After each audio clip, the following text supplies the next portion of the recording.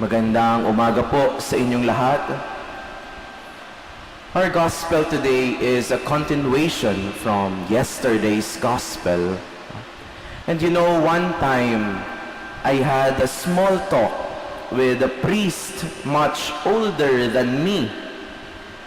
He told me, alam mo, sa tagal ko na sa pagpapari at sa dami ng mga taong aking na-meet na, marami akong nakilalang mga Katoliko na mas Kristiyano pa kay Kristo.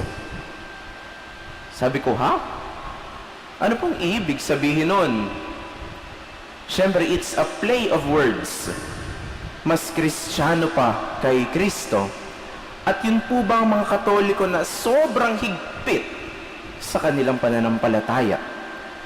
Dapat ganito, dapat ganyan, hindi pwede yung ganito, hindi pwede yung ganyan, no? Hindi pwedeng sobra, hindi pwedeng kulang, etc., etc.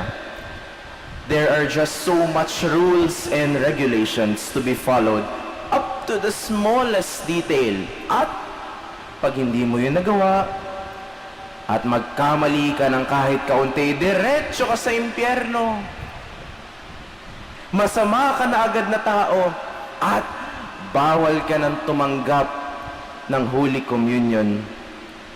This is just so extreme that maybe even Jesus would have a hard time following.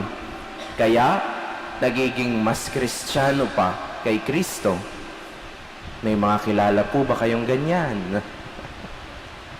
Dear brothers and sisters, many times we get too much obsessed with the details, with the externalities, and with the appearances of things. Totoo po yan. And all of us are guilty of it. But some people are just too image conscious to the point na wala nang ibang mahalaga sa kanila kundi ang mga nasa panlabas. Brothers and sisters, Jesus reminds us today to always focus on the essentials, to set our eyes to what is more significant, and to always go back to the heart of things. Our gospel today is a continuation from yesterday.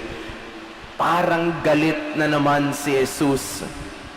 Ito po kasing mga scribes and Pharisees during that time, sila po yung mga mas Kristiyano pa kay Kristo nung panahon dati. Ang gagaling nilang magsalita, pero hindi naman sila gumagawa. Ang gagaling nilang magsalita, mangaral, pero hindi naman nila sinasabuhay. At ang uhusay po nilang magdasal, pero ni minsan hindi man lang tumulong sa kanilang kapwa. That's why Jesus said today, cleanse first the inside of the cup, so that the outside also may be cleansed. Umpisahan natin sa kaloob-looban, sa kalalim-laliman, sa kaibutu-ibuturan ng ating mga puso. And you know, we have also seen this in the life of Saint Monica. She is the mother of the great Saint Augustine, which feast we will celebrate tomorrow. She focused on the essentials. Ano nga ba ang mahalaga? And of course, she knew that the conversion of her husband and her son would be very pleasing to the Lord. And so, dear brothers and sisters, always go back to the heart of the gospel.